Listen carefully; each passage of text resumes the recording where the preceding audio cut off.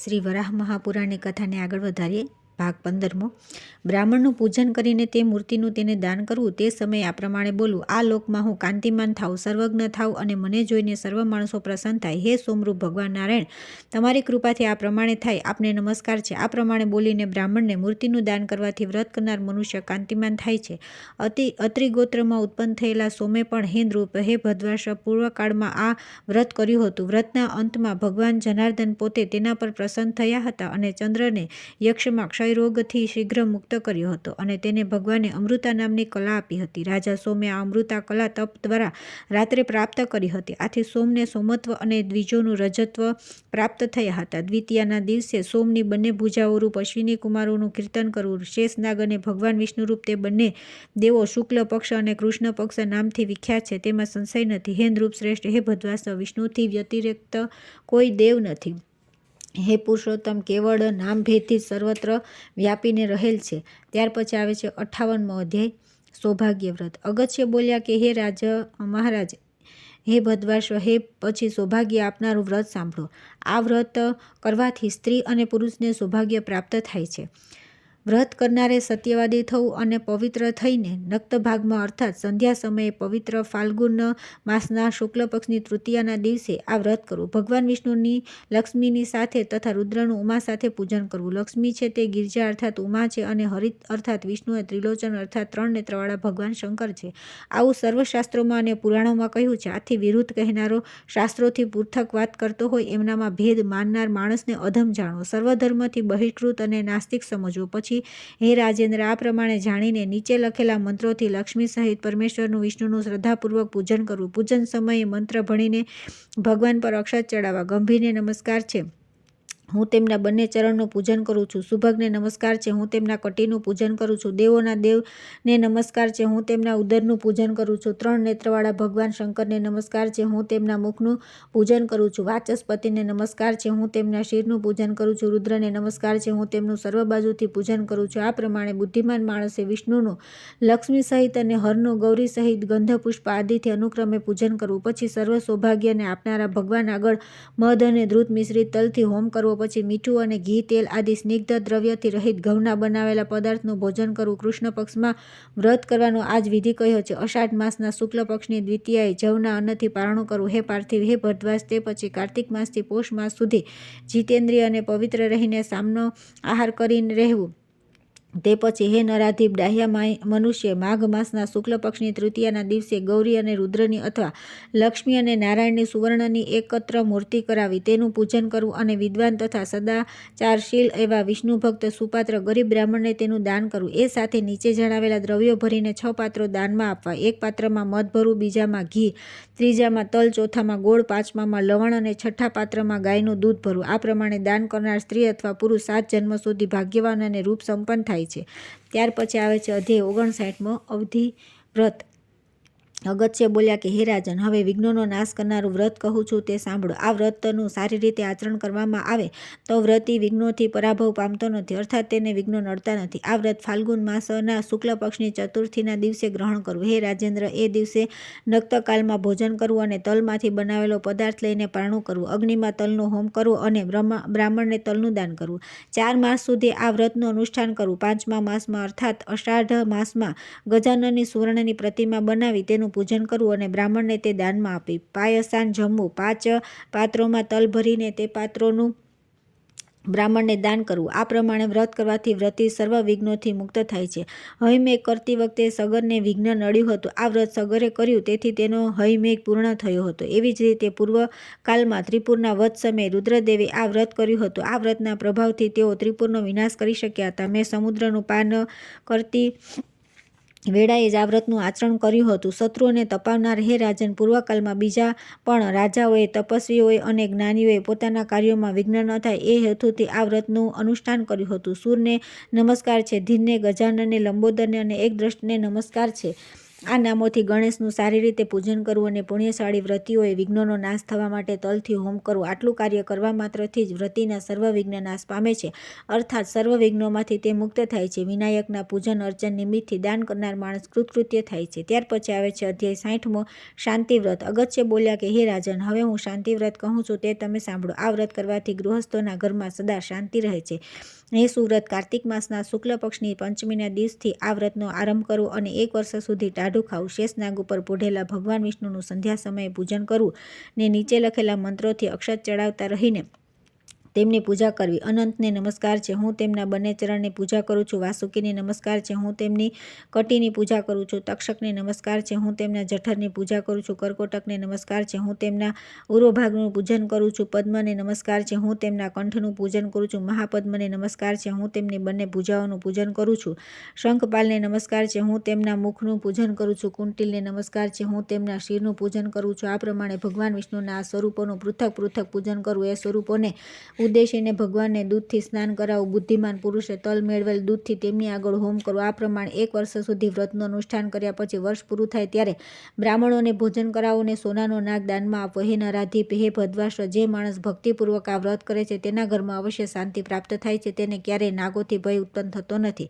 ત્યાર પછી આવે છે અધ્યાય 61મો, કામવ્રત. અગસ્ત્ય બોલ્યા કે હે મહારાજ, હવે હું કામવ્રત કહું છું તે સાંભળો. આ વ્રત કરવાથી મનમાં ધારેલા સર્વ કામો સફળ થાય છે. આ વ્રતનો પોષ માસના શુક્લ પક્ષની પંચમીથી આરંભ કરવો. ષષ્ઠીના દિવસે 1 વર્ષ સુધી ફલાહારી રહેવું. પંચમીએ ભોજન કરવું પણ હેનરૂપ. ષષ્ઠી તિથિએ તો ફલાહાર જ કરવો. ષષ્ઠી તિથિ ડાહ્યા માણસે પ્રથમ ફલાસન કરવું, પછી મૌન ધારણ કરી કેવળ ભાતનું જ ભોજન કરવું. પોતાની સાથે બ્રાહ્મણોને પણ જમાડવા અથવા તો હે રાજેન્દ્ર માત્ર ફળોનો જ આહાર કરવો. આ પ્રમાણે ષષ્ઠી તિથિ આચરણ કરી હેનરૂપ સપ્તમીએ પારણું કરી હોમ કરવો. તે પછી ગૃહ રૂપે અર્થાત કાર્તિક સ્વામીના સ્વરૂપની ભાવનાથી ભગવાન કેશવની પૂજા કરીને 1 વર્ષ સુધી આ વ્રતનું પાલન કરવું. ષડવક્ત્ર, કાર્તિકેય, સેનાની, કૃતિકા, સુતકુમાર અને સ્કંદ આ નામોથી વિષ્ણુનું પૂજન કરવું. વ્રતની સમાપ્તિ થતાં બ્રાહ્મણોને ભોજન કરાવવું. 6 મુખવાળા કાર્તિક સ્વામીની સોનાની મૂર્તિનું બ્રાહ્મણને દાન કરવું. તે સમયે આ નીચે લખેલો મંત્ર ભણવો. હે દેવ, હે કુમારક, આપની કૃપાથી મારા સર્વ કામ સફળ થાઓ. હે વિપ્ર, હું આપને ભક્તિપૂર્વક આ અર્પણ કરું છું. આપ આ દાન શીઘ્ર ગ્રહણ કરો. બ્રાહ્મણને કાર્તિક સ્વામીની સુવર્ણમૂર્તિનું વસ્ત્ર સહિત દાન કરવા માત્રથી જ આ જન્મમાં સર્વ કામનાઓ પરિપૂર્ણ થાય છે, સફળ થાય છે. અપુત્ર માણસ આ વ્રત કરે તો તે પુત્ર મેળવે છે. ધનની અભિલાષા ધરાવનારો ધન પામે છે. રાજ્યથી ભ્રષ્ટ થયેલો રાજ્ય મેળવે છે, એમાં કોઈ સંદેહ નથી. હેનરૂપ શ્રેષ્ઠ ભદ્વાશ્ર, પૂર્વકાળમાં નળ રાજાએ વિધિપૂર્વક આ વ્રત ઋતુપર્ણા વિષયમાં કર્યું હતું. એવી જ રીતે રાજ્યના ભ્રષ્ટ થઈ ગયેલા અર્થાત રાજ્ય ગુમાવી ચૂકેલા બીજા ઘણા શ્રેષ્ઠ રાજાઓ અને પૌરાણિકોએ પોતાની કામના સિદ્ધ થવાના હેતુથી હેનરૂપ શ્રેષ્ઠ આ વ્રતનું અનુષ્ઠાન કર્યું હતું. ત્યાર પછી આવે છે અધ્યાય 62મો, આરોગ્ય વ્રત. અગસ્ત્ય બોલ્યા કે હે મહારાજ, હે ભદ્વાશ્ર, સર્વ પાપોનો નાશ કરનારું અત્યંત પવિત્ર આરોગ્ય નામનું એક બીજું વ્રત હવે હું કહું છું. હે આદિત્ય, ભાસ્કર, રવે, ભાનો, સૂર્ય, દિવાકર, પ્રભાકર, આપને નમસ્કાર છે. આ નામોથી સૂર્યને નમસ્કાર કરવા અને તેમનું પૂજન કરવું. ષષ્ઠી તિથિએ એક જ સમયે મધ્યાહન કાળે ભોજન કરવું અને સપ્તમીના દિવસે સૂર્યનું પૂજન કરવું અને ઉપવાસ કરવો. અષ્ટમીના દિવસે ભોજન કરવું. આ પ્રમાણે 1 વર્ષ સુધી વિધિપૂર્વક વ્રત કરીને જે માણસ સૂર્યનું પૂજન કરે છે તેને આરોગ્ય, ધન અને ધાન્ય આ જન્મમાં પ્રાપ્ત થાય છે. મૃત્યુ પછી શુભ ગતિ થાય છે અને આ સ્થાન પ્રાપ્ત થાય છે. પછી ફરીથી સંસાર ચક્રમાં પડવું પડતું નથી. આ વિષયમાં એક પ્રાચીન કથા આ પ્રમાણે છે. પૂર્વકાળમાં અનરણ્ય નામનો એક મહાબળવાન સાર્વભૌમ રાજા હતો. તેણે ભગવાન સૂર્યનું પૂજન કરી આ વ્રત કર્યું હતું. તેથી સૂર્યદેવે પ્રસન્ન થઈ તેને શ્રેષ્ઠ આરોગ્ય આપ્યું હતું. ભદ્વાશ બોલ્યા કે હે બ્રહ્મન, આ રાજાને કયો રોગ થયો હતો કે જેમાંથી એ મુક્ત થયો અને એને આરોગ્ય પ્રાપ્ત થયું. સાર્વભૌમ રાજાને રોગ થવાનો સંભવ કેવી રીતે હોઈ શકે? અગસ્ત્ય બોલ્યા કે હે સાર્વભૌમ રાજા, સ્વરૂપવાળો અને યશસ્વી હતો તે મહાબળવાન ધ્રુવ શ્રેષ્ઠ એક દિવસે દેવગણોથી યુક્ત થઈને માનસ સરોવર પર ગયો. ત્યાં તેણે સરોવરના મધ્યમાં એક મોટું શ્વેત કમળ જોયું. તેના પર પ્રખર તેજવાળો 2 બાહુવાળો રક્ત વસ્ત્ર પરિધાન કરેલો અંગૂઠો જેવડો એક શ્રેષ્ઠ પુરુષ તેના જોવામાં આવ્યો. એ જોઈને રાજાએ પોતાના સારથીને કહ્યું કે વિના વિલંબે આ કમળ લઈ આવો. એને મસ્તક પર ધારણ કરી સર્વલોકમાં હું પ્રશંસનીય થઈશ. રાજાએ સારથીને આ પ્રમાણે કહ્યું. તેથી તે કમળ લેવા માટે સરોવરમાં પ્રવેશ્યો. કમળને સ્પર્શ કરતા જ તેમાંથી ઓમકાર ધ્વનિ ઉત્પન્ન થયો. એ સાંભળવાથી પ્રાણીઓ ભય પામ્યા અને કમળ લેવા ગયેલો રાજાનો સારથી જળમાં ડૂબી જઈને મરણ પામ્યો. રાજાએ તેને હુંકાર શબ્દ સાંભળ્યો. તે જ ક્ષણે તેના શરીર પર કોઢ નીકળી આવતા તે કુરૂપ થયો તથા બળ અને પરાક્રમથી હીન થઈ ગયો. પોતાની આવી દશા થયેલી જોઈને રાજા શોકાતુર થઈ તે વિશે વિચાર કરવા લાગ્યો. એવામાં બ્રહ્માના પુત્ર મહાતપસ્વી બુદ્ધિમાન વસિષ્ઠે તે સ્થળે આવી પહોંચ્યા. તેમણે રાજાને પૂછ્યું, રાજાઓમાં સિંહ સમાન હે રાજા શાર્દુલ, તમારા શરીરને આવી દશા સાથી થઈ છે. હું તમને પૂછું છું, મારે તમારા માટે શું કરવાનું છે તે મને કહો. મહાત્મા વસિષ્ઠે રાજાને આ પ્રમાણે પૂછવાથી તેણે પદ્મ વિશેનો સર્વ વૃત્તાંત તેમને કહી સંભળાવ્યું. એ સાંભળીને મુનિ વસિષ્ઠે રાજાને કહ્યું કે રાજન, તું સાધુ છે, ભાગ્યશાળી છે, તું અસાધુ અર્થાત નિર્ભાગી છે, તેથી તને કોઢ થયો છે. રાજાને મુનિ વસિષ્ઠે આ પ્રમાણે કહ્યું તેથી તે કંપી ઉઠ્યો અને હાથ જોડીને તેમને પૂછવા લાગ્યો કે હે વિપ્ર, આપણે મને એક વખત સાધુ કહ્યો અને બીજી વાર અસાધુ પણ કહ્યો, તો હું સાધુ કેવી રીતે છું અને અસાધુ કેવી રીતે છું તે હે મુનિ આપ મને કહો, અને વળી આ કોઢ મને શાથી થયો છે તે પણ આપ જણાવો. વસિષ્ઠ બોલ્યા કે આ પદ્મ બ્રહ્માનું ઉપસ્થિત સ્થાન છે, તેથી ત્રૈલોક્યમાં બ્રહ્મોદ્ભવ પદ્મ નામથી વિખ્યાત છે. એના કેવલ દર્શન થવાથી સર્વ દેવતાઓના દર્શન થઈ જાય છે, અને એના દર્શન કર્યા પછી જે માણસ જળમાં પ્રવેશ કરે છે તે સર્વ પાપોથી મુક્ત થઈને મોક્ષપદને પામે છે. પૂર્વ અવસ્થામાં બ્રહ્માથી મૂર્તિ જળમાં રહેલી હતી, તેને જળમાં મગ્ન થયેલી જોનારો માણસ સંસાર ચક્રમાંથી અવશ્ય મુક્ત થઈ જાય છે, અર્થાત તે માણસનો જન્મ મરણનો ફેરો ટળી જાય છે, તેને ફરીથી સંસારમાં પડવું પડતું નથી. હે રાજન, એ કમળને જોઈને તારો સૂત જળમાં પ્રવેશ્યો અને તે પછી કમળને ભેદીને એનો વિનાશ કરવાની ઈચ્છા કરી, તેથી હે દુર્બુદ્ધિ, હે પાપ પુરુષ, તને કોઢ નીકળ્યો. તે એ પદ્મના દર્શન કર્યા, તેથી હે પ્રભો, મેં તને સાધુ કહ્યો. એ પદ્મ જોવાથી તને મોહ ઉત્પન્ન થયો, તેથી તેને અસાધુ કહ્યું. આમ બોલીને બ્રહ્માના પુત્ર વસિષ્ઠ મુનિ રાજા પાસેથી અંતર્ધ્યાન થયા. મુનિ વસિષ્ઠના તે વચનો સાંભળીને રાજા દિન પ્રતિદિન સરોવર પાળે આવીને તે પરમેશ્વરના દર્શન કરતો. દેવતાઓને પણ કહે છે કે માનસ સરોવરમાં અમે બ્રહ્મપદના દર્શન કરીને હરિના દર્શન કરીશું અને બ્રહ્મને પ્રાપ્ત કરીશું. એને પ્રાપ્ત કર્યા પછી ફરીથી જન્મ થતો નથી, અર્થાત ગર્ભવાસ કરવો પડતો નથી. મુનિ વસિષ્ઠે રાજા અરણ્યને કહ્યું કે હે રાજન, તને કોઢ થવાનું એક બીજું પણ કારણ છે, તે સાંભળ. આદિત્ય એ પદ્મના ગર્ભરૂપે પદ્મમાં પોતે રહેલો છે. એ પદ્મને જોઈને તારામાં એવો ભાવ ઉત્પન્ન થયો કે આ પદ્મરૂપ શાશ્વત પરમાત્માને હું શિર પર ધારણ કરીશ, તેથી મારી ખ્યાતિ થશે. આવો વિચાર કરીને તે તારા સારથીને પદ્મ લેવા સરોવરમાં મોકલ્યો, તેથી તે તુરત મરણ પામ્યો અને તેને કોઢ થયો. એટલા માટે હે રાજેન્દ્ર, આ વ્રતનું સારી રીતે આચરણ કરો અને આ વ્રતના પ્રભાવથી તું કોઢથી મુક્ત થઈ જઈશ. ત્યાર પછી આવે છે અધ્યાય 63 પુત્ર પ્રાપ્તિ વ્રત. અગસ્ત્ય બોલ્યા કે હે મહારાજ, હે ભદ્વાશ, હવે પુત્ર પ્રાપ્તિ વ્રત નામનું મંગળકારી વ્રત હું તમને સંક્ષેપમાં કહું છું, તે તમે સાંભળો. હે નરેશ્વર, શ્રાવણ માસના કૃષ્ણ પક્ષમાં અષ્ટમીના દિવસે ઉપવાસ કરી આ પુત્ર પ્રાપ્તિ વ્રત કરવામાં આવે છે. આ વ્રત કરવા માટે સપ્તમીના દિવસે સંકલ્પ કરવો. અષ્ટમીના શુભ પ્રભાતે દેવકીના ખોળામાં રહેલા વિષ્ણુરૂપ ભગવાન કૃષ્ણનું અગાઉ જણાવેલા વિધિ અનુસાર પૂજન કરવું. પૂજન કર્યા પછી ધૃતયુક્ત કાળા તલ અને જવ સહિત દહીંનો હોમ કરવો. પછી ભક્તિપૂર્વક બ્રાહ્મણોને ભોજન કરાવવું અને તેમને યથાશક્તિ દક્ષિણા આપ્યા પછી પોતે ભોજન કરવું. સર્વપ્રથમ શ્રેષ્ઠ પ્રકારના બિલ્વ ફળનો આહાર કરવો, તે પછી સર્વ રસોથી યુક્ત સ્નિગ્ધ પદાર્થોનું ભોજન કરવું. આ જ વિધિ પ્રમાણે દર માસે માણસે કૃષ્ણાષ્ટમી ઉપવાસપૂર્વક વ્રત કરવું. આ વ્રતના પ્રભાવથી અપુત્રને પુત્ર પ્રાપ્તિ થાય છે. આ સંબંધે પ્રાચીન કાળની એક કથા આ પ્રમાણે છે. પૂર્વકાળમાં સુરસેન નામનો પ્રતાપી રાજા હતો. તે અપુત્ર હતો, એટલે પુત્ર પ્રાપ્તિની કામનાથી તેણે હિમાલય પર્વત પર જઈ તપશ્ચર્યા કરી. એનાથી દેવે પ્રસન્ન થઈ તેને આ પુત્ર પ્રાપ્તિ વ્રત કરવાનું કહ્યું. દેવના આદેશ અનુસાર તેણે આ વ્રત કર્યું, અને એ વ્રતના પ્રભાવથી અનેક વ્રત અને પૂજન આદિ કરનારા વાસુદેવ નામના મહાભાગ્યશાળી પુત્રની તે રાજાને પ્રાપ્તિ થઈ. પુત્ર પ્રાપ્તિ થયા પછી તે રાજર્ષિ નિર્વાણ પદને પામ્યો. હે રાજન, આ કૃષ્ણાષ્ટમીનું વ્રત મેં તમને કહી સંભળાવ્યું. વર્ષના અંતમાં વ્રતની સમાપ્તિ થાય ત્યારે બ્રાહ્મણને 2 ગાયનું દાન કરવું. આ પુત્ર વ્રત નામનું વ્રત મેં તમને કહ્યું. આ વ્રત કરવાથી મનુષ્ય સર્વ પાપોથી મુક્ત થાય છે. ત્યાર પછી આવે છે અધ્યાય 64 શૌર્ય વ્રત.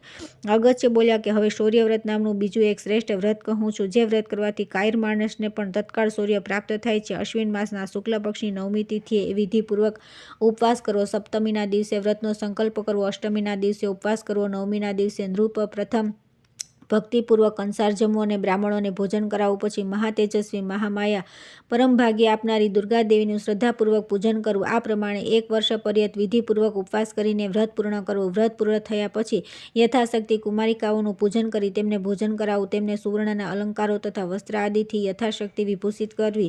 પછી દેવીની પ્રાર્થના કરાવી અને તેમને કહેવું કે હે દુર્ગાદેવી, આપ મારા પર પ્રસન્ન થાઓ. આ વ્રત કરવાથી રાજ્યથી ભ્રષ્ટ થયેલા રાજ્યને રાજ્ય પ્રાપ્ત થાય છે. વિદ્યાથી રહિત હોય તેને વિદ્યા અને બીકણ હોય તેને શૌર્ય અવશ્ય પ્રાપ્ત થાય છે. ત્યાર પછી આવે છે અધ્યાય 65 સાર્વભૌમ વ્રત.